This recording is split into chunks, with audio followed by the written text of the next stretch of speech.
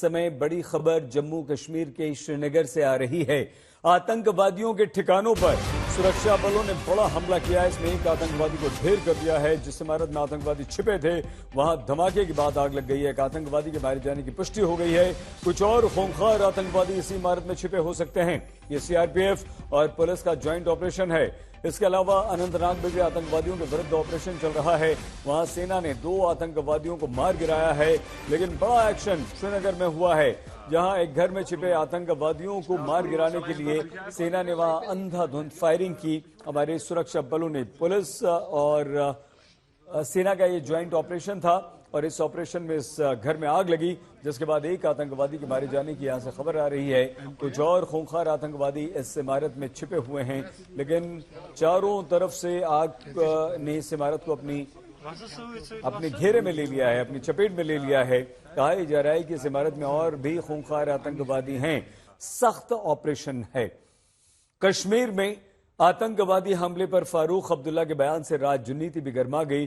फारूक अब्दुल्ला ने बढ़ते आतंकवादी हमलों पर सवाल उठाते हुए कहा था कि कहीं ये सरकार को अस्थिर करने की कोई साजिश तो नहीं, कहीं आतंकवादी हमलों के पीछे कोई एजेंसी तो नहीं। फारूक अब्दुल्ला ने कहा कि जम्मू कश्मीर में होने वाले आतंकवादी हमलों की जांच होनी चाहिए। आतंकवादियों को मारने की जगह पकड़ना चाहिए ताकि साजिश का खुलासा हो सके। फारूक अब्दुल्ला के बयान पर बीजेपी अब उन पर हमलावर।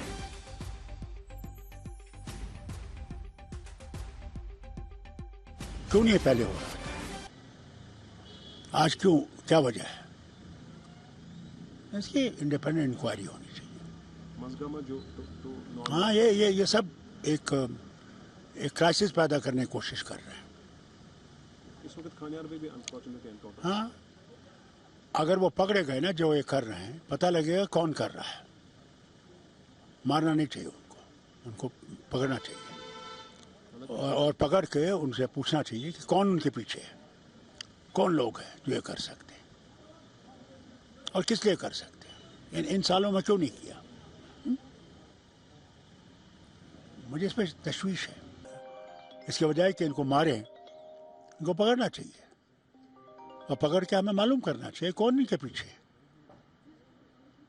कोई ऐसी एजेंसी तो पीछे नहीं है जो उमर अब्दुल्ला को डिस्टेबलाइज करना चाहते हैं। फारूक अब्दुल्ला साहब ने जो कहा है, मुझे लगता है कि यह इस बात का प्रमाण है कि अब उनको सत्ता में आके यह एहसास हो रहा है कि राष्ट्र विरोधी शक्तियों को किस गंभीरता और किस दृढ़ता के साथ डील करना चाहिए।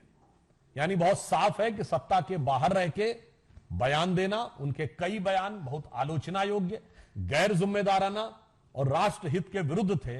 मुझे लगता है अब पावर में आने के बाद उन्हें हो सकता है इस बात का एहसास हो रहा हो, तो ये उनके बदलते हुए नजरिए का प्रतीक है कि देश विरोधी शक्तियां किस प्रकार से काम कर रही हैं। तो मैं यह भी अपेक्षा करूंगा कि अब उमर अब्दुल्ला की सरकार उसी दृढ़ता के साथ उन विदेशी शक्तियों को जो भारत और कश्मीर के विरुद्ध षड्यंत्र करना चाहती हैं, उनका दमन करने में, उनका शमन करने में मोदी सरकार का सहयोग करेगी।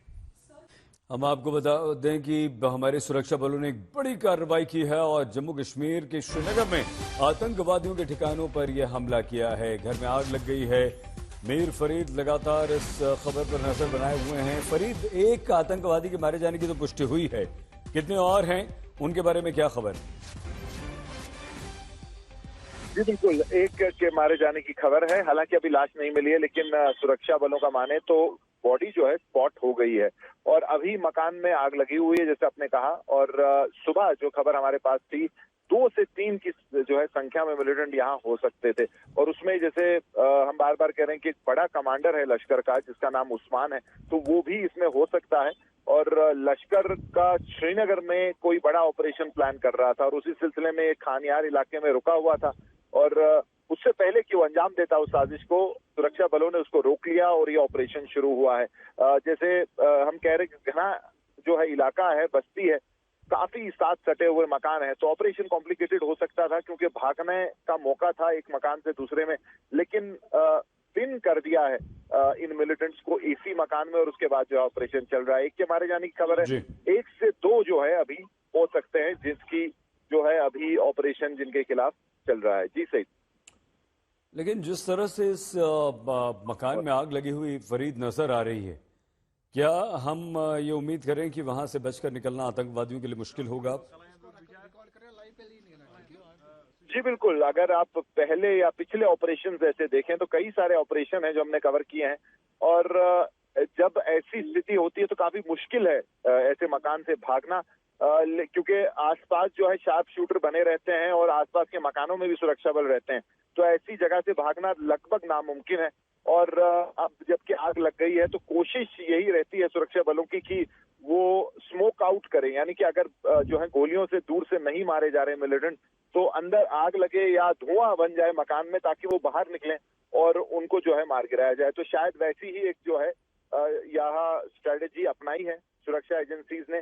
लेकिन अगर आप बड़े पहलू को लें तो श्रीनगर में ऑपरेशन होना आज बहुत समय के बाद हुआ है, और 1 साल से बिल्कुल शांति थी, 0 रेजिडेंट मिलिटेंसी थी, तो वो भी एक चिंता का विषय होगा कि आखिर ये कहां से आए और क्या साजिश थी और क्या और भी ऐसे मिलिटेंट हैं श्रीनगर में, क्योंकि कैपिटल डिस्ट्रिक्ट है और यहाँ कोई भी घटना अगर होती है तो बहुत बड़ा उसका जो है एक जो जिसको आप कहेंगे प्रचार का वैल्यू रहता है मिलिटेंट संगठनों के लिए।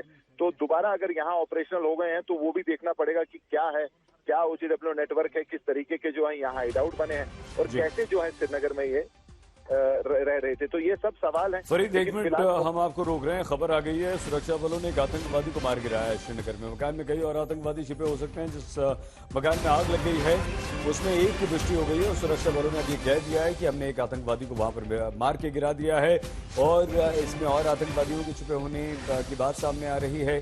मकान में कई और आतंकवादी छिपे हो सकते हैं। वहां पर आग लग गई है, भयंकर आग की लपटें ऊंची ऊंची उठती दिखाई दे रही हैं, धुएं का गुबार वहां पर है, और अब आतंकवादियों को वहां से बच निकलना काफी मुश्किल है। मीर फरीद हमारे संवाददाता हमारे साथ थे, आगे हम उनसे और इस बारे में बातचीत करेंगे, और ये खबर लगातार आपको आज तक पर सबसे पहले दिखाते रहेंगे।